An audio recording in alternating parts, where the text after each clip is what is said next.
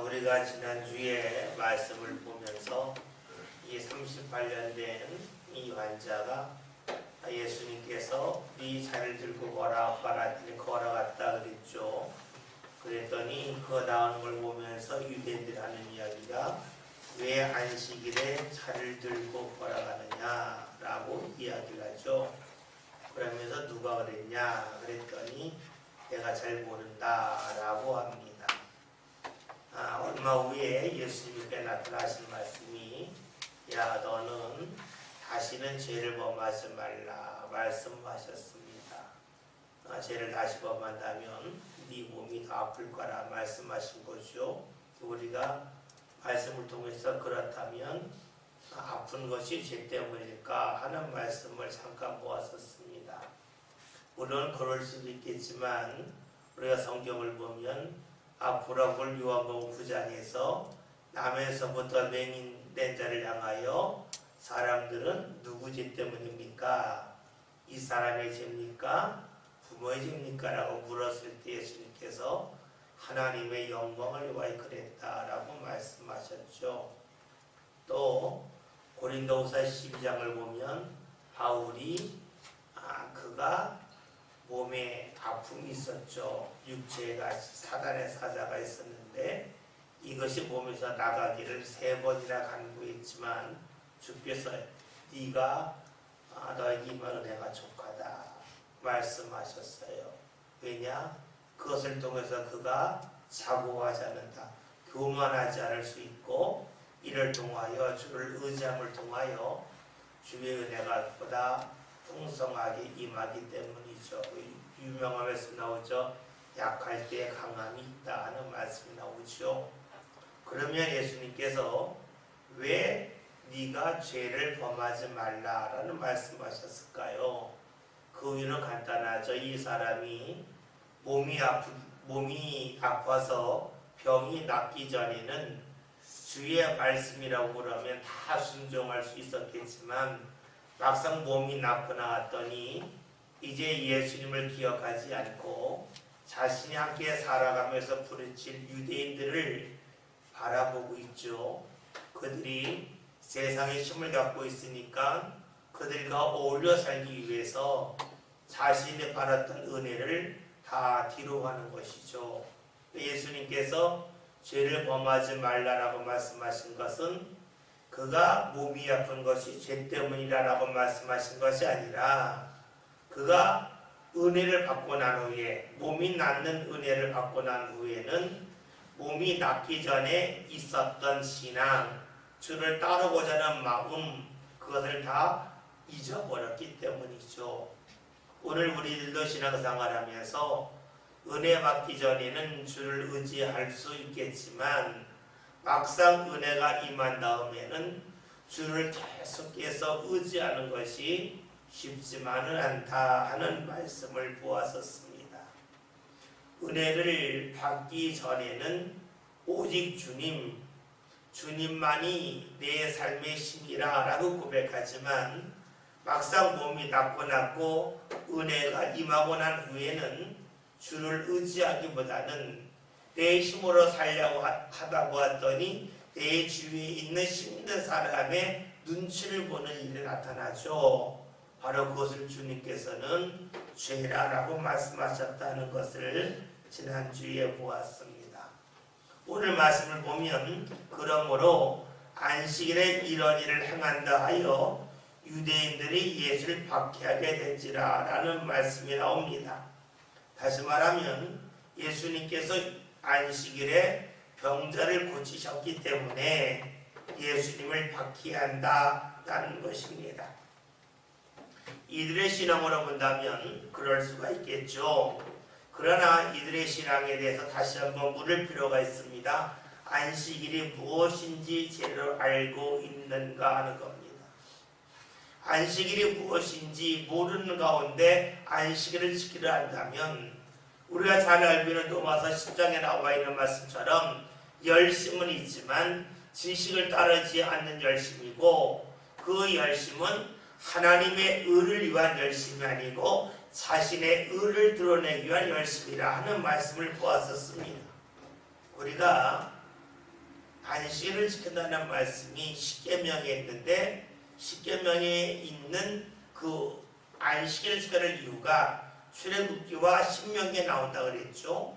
출애굽기에서는 하나님께서 6일 동안 세상을 창조하시고 일곱째 날 쉬셨기 때문에 그날 쉬어야 된다라고 말씀하고 있고, 신명기에서는 이스라엘이 애굽에서 나왔기 때문에 그날이 안식일이기 때문에 그날을 지켜야 된다 그랬어요. 그러니까 두 개를 합해놓고 본다면 안식일을 지켜야 할 이유는 하나님이 쉬셨기 때문에 함께 쉬는 거다 하는 것이고, 또 하나는 하나님의 구원의 역사가 나타났기 때문에 그 하나님의 구원을 기억하기 위해서 안식일을 지킨다는 것이죠. 다른 말로 하면 하나님께서 쉬실 때 쉰다고 하는 것은 하나님과 손발에 맞는 거라 그랬죠. 하나님이 할 때에 같이 움직이는 것, 그것이 바로 안식일을 지키는 가장 큰 이유고, 또 안식일은 구원의 역사를 일으키는 날이라 그랬습니다. 구원이라고 하는 것은 우리가 건짐을 받았다 하는 뜻이라 그랬죠. 건짐을 받는다고 하는 것은 우리가 예수 이름을 통해서 죄에서 건짐을 받는 것이 있고, 또 나의 잘못된 습관이나 생각이나 내 행동에서 벗어나는 것, 거기서 건짐을 받는 것도 구원이라 그랬습니다. 또 앞으로 우리가 죽어서 천국 가는 일, 그 일 역시 구원의 모습이라 그랬습니다.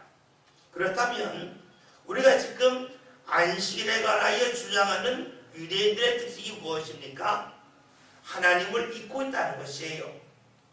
하나님께서 왜 안식일을 지키라고 했는지 하나님의 마음은 모르고 그냥 그 말씀, 글자를 가지고 그들이 신앙생활하고 있다 그랬습니다. 즉 신앙이 실제적이 아니라 머리에 있다는 겁니다.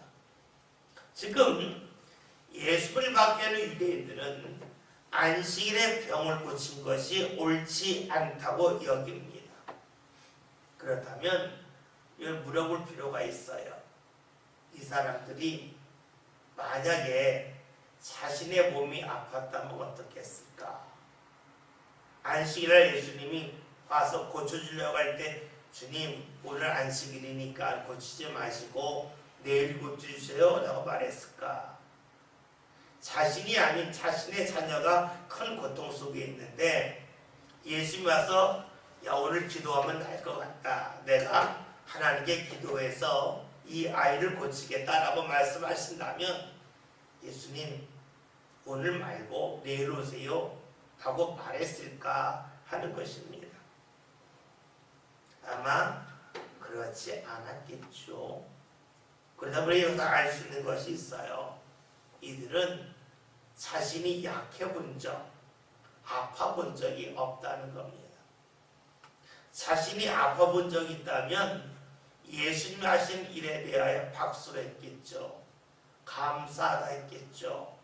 그런데 자신들이 아파 본 적이 없어요. 내가 아파 보지 않았는데 아픈 사람을 평가합니다. 굉장히 위험한 일이죠. 우리가 잘 알고 있는 말씀 중에 마태복음 20장을 보면 포도원 품권에 관한 비유가 있어요. 주인이 일할 사람을 불렀는데 어떤 사람은 되게 일찍 왔어요. 그 다음에 온 사람이 3시에 왔어요. 3시라고 하는 것은 오전 9시가 되겠죠. 6시, 정오가 되겠죠. 그리고 오후 3시, 9시로 나와요 성경엔. 그 다음에 11시 즉 오후 6시에 왔어요. 그 일이 6시에 끝났습니다. 그리고 끝나고 나서 다 품삯을 1데나리오씩을 줬어요. 하루에 1당을 준 겁니다. 그랬더니 일찍 와서 일할 사람이 하는 이야기가 저 사람은 1시간밖에 일하지 않았다. 6시에 끝났으니까 1시간이 됐다는 것이죠. 그러면서 하는 이야기가 나는 하루 종일 일했다 그럽니다. 여러분 일찍 와서 일한 사람이 이렇게 말하는 것이 맞을까요? 틀릴까요? 합리적으로 맞죠. 따질만 하죠. 예, 맞는 이야기예요. 그런데 여기서 한 가지 생각할 것이 있어요.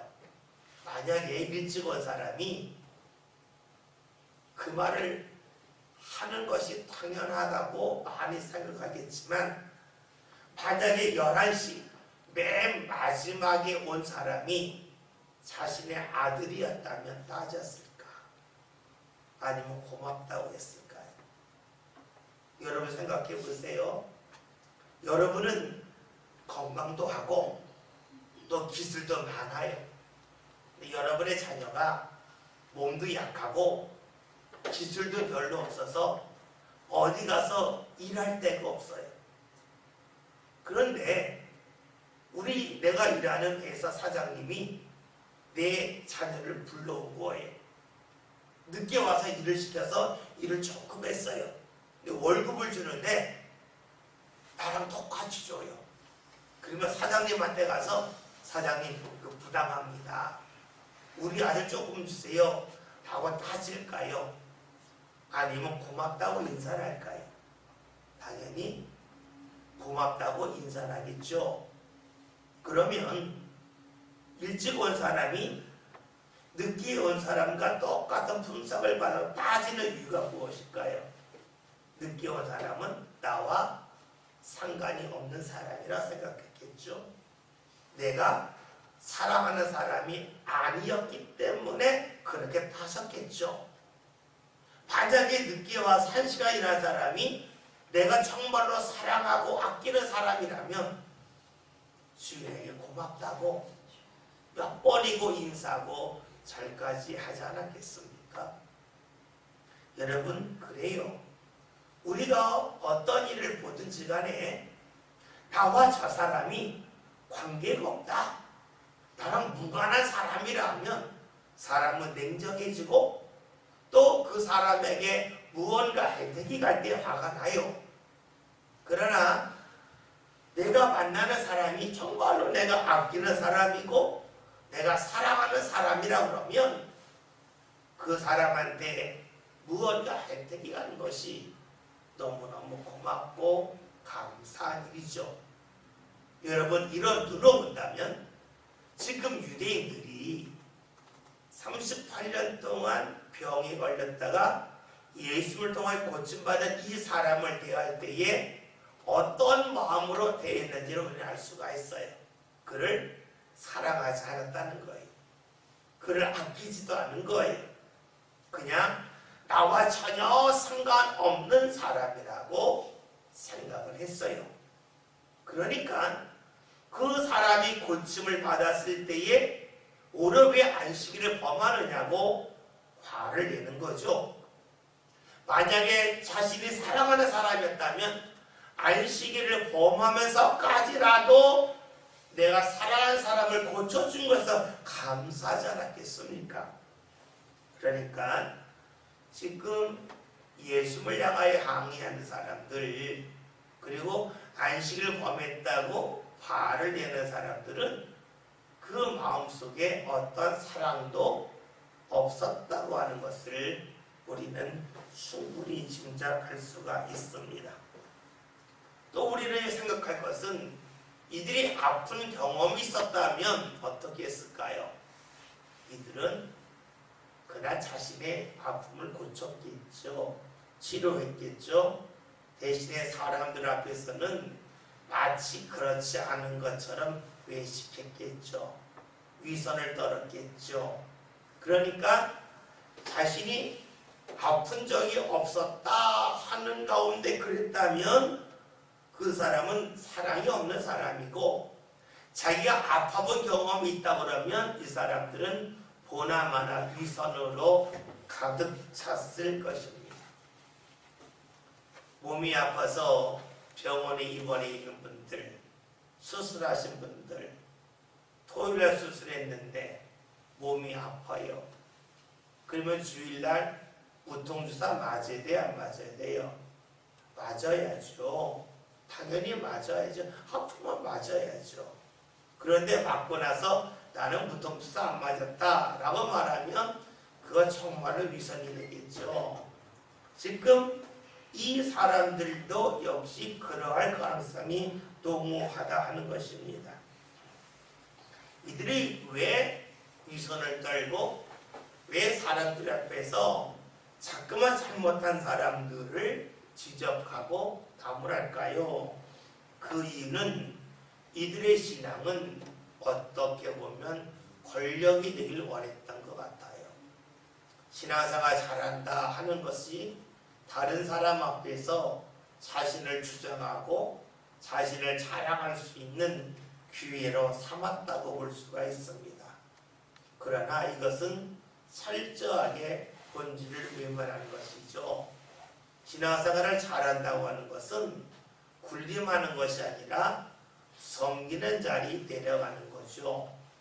신앙생활을 잘한다고 하는 것은 나 혼자 막 달려가는 것이 아니라 넘어진 사람을 붙잡고 함께 걸어가는 것이 바로 신앙생활을 잘하는 것이죠.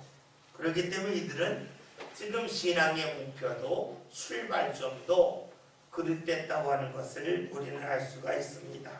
17절에 있는 말씀을 함께 보겠습니다. 다 같이 읽습니다. 예수께서 내 아버지께서 이제까지 일하시니 나도 일한다 하시네. 아멘. 예수님이 하신 말씀은 지금 하나님을 아버지라고 말하고 있습니다. 여러분, 아버지라면 어떻게 할지에 대하여 생각해 보면 쉽게 알 수가 있죠. 하나님을 아버지라고 하는 그런 고백 속에는 하나님께서 사람들을 대하실 때에 어떻게 대하실지에 대하여 충분히 생각할 수도 있고 볼 수도 있습니다. 하나님을 대할 때 우리가 사랑과 진리 두 개를 같이 본다 그랬죠. 그러나 성경에서는 진리 속에서 사랑을 행하라 라고 말씀하지 않고 사랑 속에서 진리를 행하게 하신다 라고 말씀하고 있습니다. 왜냐하면 진리를 가지고 사람을 다 끊고 나면 여러분 주님 앞에 설 사람이 아무도 없어요. 사랑하면서 그로 하여금 진리의 길로 가도록 하는 것이 바로 신앙입니다. 아버지라고 예수님이 고백한 것은 하나님께서 왕이라기보다 아버지라고 고백한 것은 하나님은 진리로 자르기보다는 사랑으로 먼저 다가오신다고 하는 것을 예수님은 아셨기 때문입니다. 예수님이 하나님을 아버지로 보셨습니다. 아버지라고 고백합니다. 사랑의 모습으로 우리에게 다가온다 하는 것으로 말씀하고 있어요. 그러기에 하나님께서 아픈 사람을 보실 때에 어떻게 보실지가 보다 분명해진다고 말할 수가 있습니다. 그렇죠? 아버지라면 어떻게 할 것인가? 아버지라면 아픈 자녀를 어떻게 바라볼 것인가? 생각해보면 답은 쉽게 나옵니다. 사람들은 하나님이 안식일에 쉰다고 생각을 했어요. 예수님 말씀하시기를 아버지 하나님이 일하시니까 나로 일한다 라고 말씀하고 계십니다. 예수님은 하나님이 안식일에 일한다 라고 말씀하고 계셔요. 그러니까 나도 일한다는 거죠. 우리가 생각할 때에 하나님은 천지 창조하시고 6일째 쉬셨는데 어떻게 하나님이 일한다 라고 말씀하실 수 있을까 하는 생각을 할 수가 있겠죠. 여러분, 하나님이 6일 동안 천지를 창조하시고 7일째 쉬었다고 하는 것은 아무것도 하지 않는 것일까요? 아니면 6일 동안 창조하신 것을 잘 유지하도록 붙잡고 계신 것일까요? 우리가 그냥 생각을 하지 않으면 하나님은 그냥 쉰다고 생각하겠지만 조금만 생각해 보면 하나님이 천지를 창조하시고 7일째는 나는 모르겠다 하고 내팽개치거나 외면하시는 것이 아니라 6일 동안 창조하신 것을 7일째 잘 유지할 수 있도록 붙잡는 일을 하나님이 하고 계신 것 아니겠습니까? 그렇다면 안식이라고 하는 것은 하나님이 잘 유지하는 날이고, 또 다른 말로 하면 잘 보존하는 날이고, 잘 보존한다고 하는 것은 다른 말로 하면 회복하는 날이라고도 말할 수가 있겠죠. 여러분, 아픈 사람이 있습니다. 아픈 사람이 가만히 아프게끔 놔두는 것이 그를 잘 보존해 주는 것일까요? 아니면 아픈 사람을 낫게 하는 것이 잘 보존하는 것일까요? 원래 구원이라고 말할 때요, 구원이라고 하는 말은 다른 말로 보면은 이렇게 생각하시면 쉬울 것 같아요. 여러분, 눕기 다 읽었죠? 눕기를 보면 기업을 물을 자라는 말이 기업을 물을 자. 그래서 룻이 돌아왔을 때에 보아스가 룻과 결혼을 하지 않습니까? 그런데 원래 보아스보다 더 가까운 친족이 있으니까 네가 부르겠냐 했더니 난 부르지 않겠다. 그래서 보아스 그럼 내가 부르겠다. 그래서 그 빚을 다 갚아주고, 그리고 나서 뭐합니까? 결혼을 하고 아이를 낳게 되죠. 그게 이제 눕기의 내용이에요. 이것을 좀 더 확대하면 이렇게 되는 겁니다. 여러분들이 레위기 있는 말씀을 보면 신년이라는 말씀이 레위기 25장에 신년은 무엇이냐면 제가 가난해서 땅을 옆 사람한테 팔았어요. 팔았지만 그것이 50년 내내 돌려주잖아요. 그래가지고 그 가격을 계산했다. 50년 뒤에 돌려줘요. 다시 돌려주는 거가 신년이에요. 그런데 이 돌려준다고 하는 말은 무엇을 말하냐면 다시 내 땅을 회복한다는 뜻이에요. 그래서 예수님께서 하신 일이 무엇이냐면 병자를 고치셨다. 그런 말씀이 많이 나오죠. 앞을 보지 못한 사람을 앞을 보게 하셨다. 또 걷지 못했던 사람을 걷게 하셨다. 뭐 다 어떤 내용입니까? 원래 보아야 될 눈이 있는데 보지 못했지만 회복시켜줬다. 이런 뜻이 되는 거예요. 그리고 걷지 못한 사람을 걷게 했다. 회복시켜주는 거예요. 이것이 신앙과도 같고 기업을 물을 자와도 같고, 이것을 좀 더 우리가 신앙적으로 본다면 우리가 원래 하나님의 자녀였는데 죄로 인하여서 하나님과 관계가 멀어졌는데 예수님이 다시금 하나님의 자녀로 회복시켜 주신다가 되겠죠. 그러니까 예수님 하시는 일은 회복이에요. 회복. 우리로 하여금 하나님과 관계를 다시금 회복시켜주는 일을 하시죠. 그 우리 구원이라고 하는 것은 건짐을 받았다라는 뜻도 되겠지만 원래 뜻대로 하면 회복되었다는 거예요. 그러니까 세례 요한의 제자가 와서 예수님에게 묻잖아요. 당신이 그리스도이십니까? 했더니 요한에게서 말하라 하면서 뭐예요? 걷지 못한 자가 걷게 되고 보지 못한 자가 보게 되고 그런 말씀이 있죠. 신현이 되는 것이고, 또 신혜라고 하는 것은 기업을 물을 자처럼 되는 거고, 또 이제 다시금 회복되는 것, 이런 거가 되겠죠. 그렇다면 예수님이 오셔서 지금 이 병자를 고쳐주셨다고 하는 말은 다시금 회복시켜 주셨다는 말씀이 될 겁니다. 그리고 이것은 하나님께서 우리를 보존하시고 유지하시고 회복시키시는 그러한 그 안식일과 같다고도 볼 수 있을 겁니다. 지금 예수님 하신 말씀이 뭐냐면 하나님이 일하시니까 나도 일한다 라고 말씀합니다. 예수님은 하나님의 안식일에 가만히 쉬시는 분이 아니라 하나님은 일하신다는 겁니다. 회복시키시는 일, 그리고 보존시키시는 일, 유지하는 일을 하고 계시다 하는 것이죠.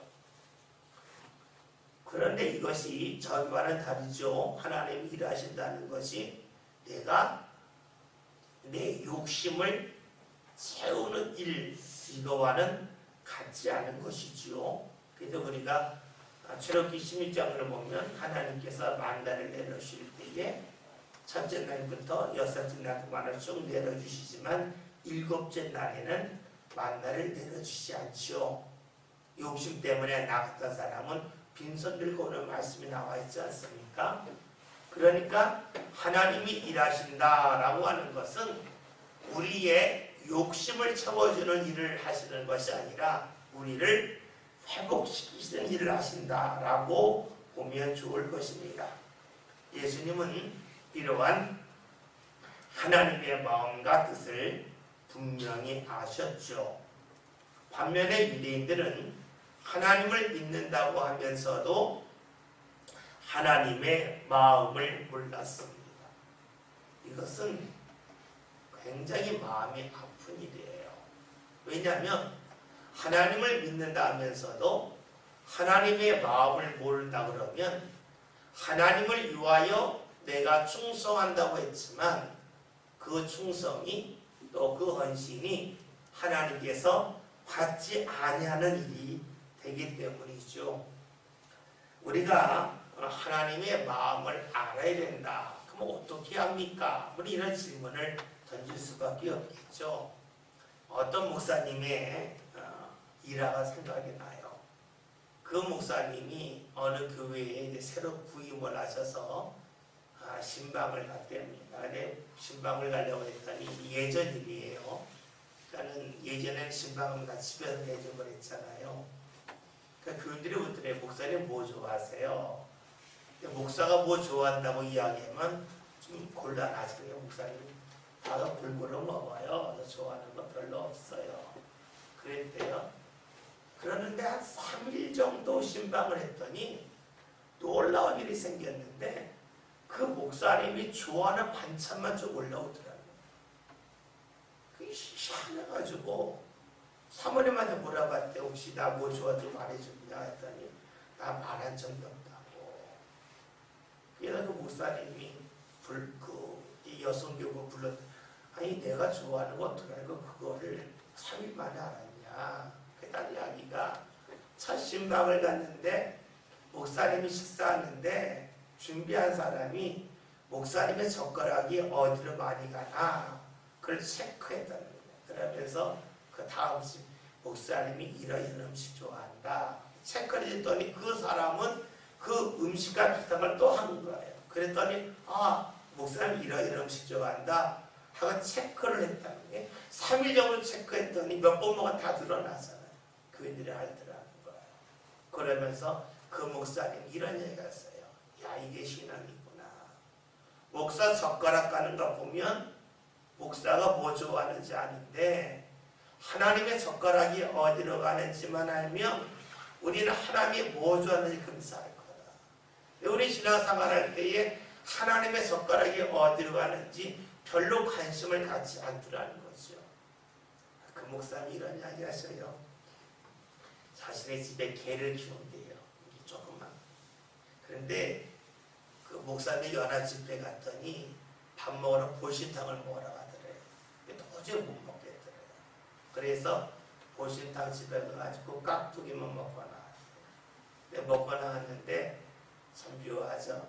옆에 계신 목사님에게 목사님 맛있죠? 그러더니 자기 하나도 안 먹었는데 그래서 아예 맛있어요 하고 말았대요.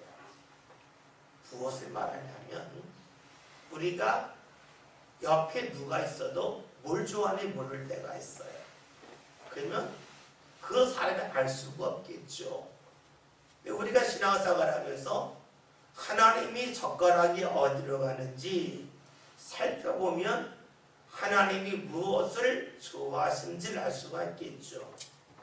사람들은 모를 거예요. 하나님이 말씀하셔야 알죠. 여러분, 물론 하나님이 말씀하셔도 알겠지만 내가 주의를 하고 나서 누차 말씀드립니다면서도 그 일을 하나님 앞에 기도하고 찬송함을 통해서 하나님께서 나를 얼마나 이끄시는지를 보면 내가 이 일을 했을 때에 하나님이 좋아하시는지 하나님이 좋아하지 않는지를 알 수가 있겠죠. 내가 일을 하고 나서 하나님을 만나지 못한다면 하나님이 어떤 일을 좋아하는지 알 수가 없어요. 그러나 일을 하고 나서 하나님을 만나면 하나님이 다 받으셨는지 나를 별로 받지 않으셨는지 알 수가 있겠죠. 우리 신앙생활 하면서 하나님의 젓가락이 어디로 가는지 아는 게 무척이나 중요해요. 그렇다면 우리 여기서 알 수 있는 것이죠. 유대인들이 왜 안식일에 대하여 이토록 잘못 알고 있었을까요? 안식일을 지킨다고 지켰지만 그 일을 하면서 하나님이 자신을 받으시는지 받지 않는지를 확인하지 않았다 하는 것입니다. 하나님의 반응을 전혀 생각하지 않고 신앙생활한 것입니다. 하나님의 반응을 모르고 신앙생활하면 결국은 내가 했다 하지 않았다가 되겠죠. 내가 했으면 자랑스러운 것이고 내가 하지 않으면 자랑스럽지 못한 거예요. 결국 자기 의를 위한 거가 되겠죠. 하나님이 받았다 받지 않았다 여기에 관심을 갖는다면 여러분 신앙의 사람들은 자기 의를 내세울 수가 없어요. 하고 안 하고가 중요한 것이 아니라 하나님이 받고 안 받고가 중요하기 때문에 그렇죠. 여러분 축구 선수들을 보면 그 상대 선수들이 그 경기하는 걸 잘 봅니다. 왜 보냐면 이 선수가 공을 찰 때 주로 오른쪽으로 차는지 왼쪽으로 차는지 공이 왔을 때에 어느 방향으로 움직이는지 자꾸만 보죠. 그래야만 그 선수와 경기할 때에 그 선수가 가는 길을 미리 막을 수가 있잖아요. 그런데 그것을 전혀 연구하지 않고 그냥 열심히만 뛴다 그러면 뻔뻔히 속을 수밖에 없겠죠. 그러니까 상대를 자꾸만 봐야만 내가 어디로 움직일지를 알 수가 있잖아요. 상대가 움직이는 것을 모르면 나는 엉뚱한 방향으로 움직여서 축구하면서도 헛수고만 할 겁니다. 우리가 하나님 믿으면서도 역시 그러하지 않겠어요? 하나님이 어느 방향으로 움직이시는지 좀 다른 말로 하면 하나님이 어느 때 은혜 주시는지 어느 때 기뻐하시는지 그걸 알 수만 있다면 우리의 신앙생활 정말 잘할 수 있을 겁니다. 그러나 신앙생활 하면서 하나님이 언제 은혜 주시는지 언제 우리를 받고 기뻐하시는지 모른다면 엉뚱한 곳에서 열심 낼 수 있고 열심을 다 냈다고 하겠지만 은혜의 결실은 거의 없을 수 있겠죠. 저와 여러분이 하나님이 무엇을 좋아하시는지 여러분 살펴봅시다. 신앙이라면서 꼭 살펴봐서 엉뚱한 곳에 가서 하나님의 사모하지 않고 하나님이 은혜 주신 자리 그 자리에 딱 서 있어서 주의 은혜 마음껏 받는 저와 여러분이 되었으면 좋겠습니다. 예수님은 지금 하나님을 내 아버지라고 말합니다. 하나님을 그만큼 잘 아시기 때문이죠. 오늘 우리들도 하나님을 아버지라고 고백을 합니다. 아버지라고 고백을 하는데 하나님에 대해 잘 모른다 그러면 그것은 입술의 신앙만이 될 겁니다. 하나님을 아버지라고 그러면 하나님이 무엇을 좋아하시는지 무엇을 싫어하는지에 대하여 자세히 살펴볼 필요가 있겠죠. 여러분, 여러분의 신앙을 한번 살펴보세요. 살펴본다고 하는 것은 내가 잘했다 못했다 이런 걸 살피는 게 아니라 내가 이렇게 했을 때에 하나님이 기뻐하셨는지 나한테 어떠한 인도함을 주셨는지 여러분 살펴보면 쉽게 우리가 하나님이 나를 향하여 무엇을 원하시는지를 파악하고 하나님이 정말로 내 아버지다라는 고백이 자연스럽게 나올 것입니다. 18절 다 같이 함께 읽겠습니다. 읽습니다. 예수를 죽이고자 하니 이는 안식일을 정말 구원하니라. 하나님은 자기의 친아버지라 하여 자기를 하나님과 동등으로 삼으시니라. 아멘. 유대인들 지금 예수님을 죽이고자 합니다. 이들은 자신들이 볼 때 예수님이 옳지 않았다고 생각했어요. 그럴 수는 있어요. 근데 문제는 바로 이들은 행동으로 옮기려 했다는 것입니다. 우리가 볼 때 옳고 그름은 판단할 수가 있어요. 근데 문제는 옳고 그름을 판단하는 나 자신이 과연 옳을까 하는 것이 문제가 되겠죠. 내가 잘못되었는데 옳다고 하는 것은 잘못된 거죠. 그런데 우리는 내가 무언가 판단할 때에 그 판단하는 내용을 생각하지만 그 판단하는 나 자신에 대해서는 생각하지 못할 때가 적지 않습니다. 그래서 우리가 유대인들을 보면 예수님을 죽이고자 한다. 자신의 판단이 옳다고 100% 믿어요. 바로 행동하려고 그러죠. 다시 말하면 무척이나 성급합니다. 성급하다고 그러는 것은 자신이 옳다고 하는 확신으로 가득 차 있기 때문이죠. 다른 말로 하면 자신감이 넘치는 거죠. 자신감이 넘친다고 그러는 것은 자신이 의리라는 생각이죠. 우리의 신앙은 늘 주님 앞에 고백하는 것이 있어요. 예수님이 없이는 우리는 하나님 앞에 갈 수 없습니다죠. 그 고백 속에는 저는 죄인입니다 라는 고백입니다. 저는 죄인이라고 하는 고백 속에는 저는 부족합니다 라는 고백입니다. 근데 우리는 내가 죄인이면서도 죄인이라고 고백하면서도 죄인임을 잊고 살 때가 많죠. 그러니까 지금 내가 생각하고 있는 것, 내가 판단하고 결정내는 것이 절대적으로 옳다고 생각을 합니다. 바로 이것은 유대인들의 모습입니다. 유대인들은 지금 예수님을 죽이려고 그럽니다. 오늘 우리가 누군가를 죽이려고 그러진 않죠. 그러나 유대인들이 갖고 있는 이 성급함, 조급함, 그리고 내 판단에 대한 너무나 큰 확신, 이것이 우리들에게도 있습니다. 우리가 이것을 내려놓는 훈련, 즉 나는 얼마든지 잘못될 수 있고 부족할 수 있고 내 판단이 그럴 수 있어 라고 하는 그것을 잊지 아니한다면 우리가 주님 앞에 나오면서 나 자신이 성급한 결정을 내렸던 유대인들의 길을 그대로 따라갈 수가 있습니다. 우리는 나 자신이 온전하지 않다는 생각을 꼭 할 필요가 있습니다.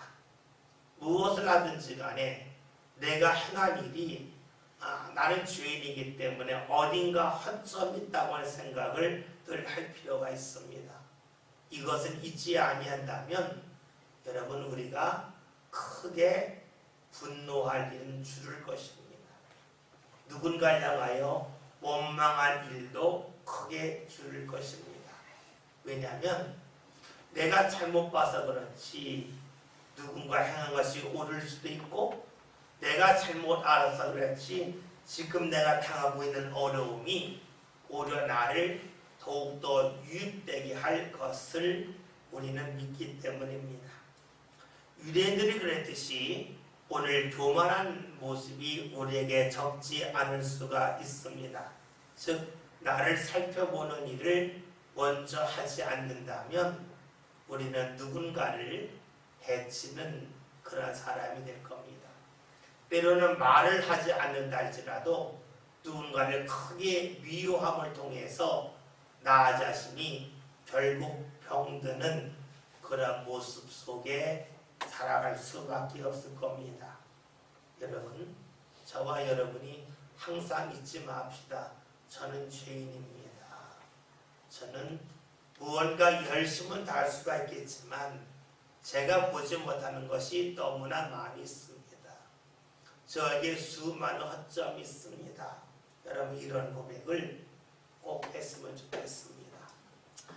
제가 5월 마지막 한 11월 동안 지금 성지순례 갈 예정입니다. 예전에 그냥 갔는데 이번에는 직접 여행사를 끼지 않고 가기 때문에 제가 보통 조금 시간 되면 하루에 1시간, 2시간씩 늘 이스라엘 지도를 보고 지명을 쳐서 블로그를 보고 또 그 일을 많이 합니다. 왜냐하면 누군가 설명해 줄 사람이 없기 때문에 미리 공부하고 가야 되기 때문입니다. 제가 공부하면서 내가 굉장히 몰랐구나, 성경 지역을 몰랐구나, 세상 깨달았고, 또 하나는 제가 모르는 가운데 설교를 했기 때문에 설교하면서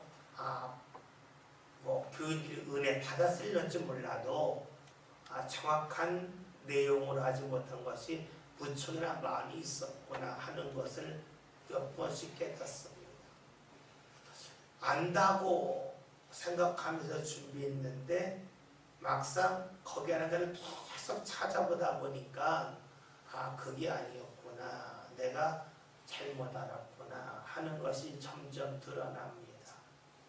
아마 하나님 앞에 가면 더 많이 드러나겠죠.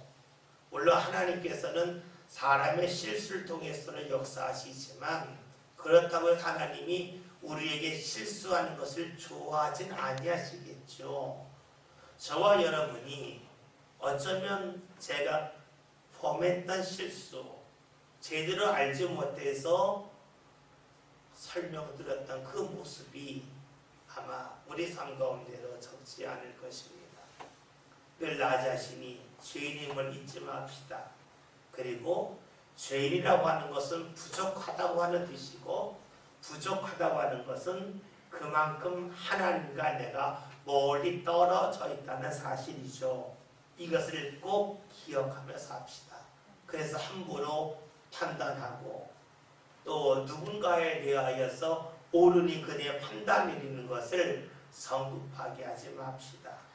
반드시 하나님께 기도하는 그런 신앙이 되었으면 좋겠고, 그 다음에 주의 인도하심을 받는 가운데 우리의 신앙이 차분한 신앙, 그리고 주의 뜻을 기다리는 신앙, 살피는 신앙이 되어서 하나님께서 기뻐할 만한 판단과 결정을 내리면서 하나님 앞에 좀 더 가까이 갈 수 있기를 바라겠습니다.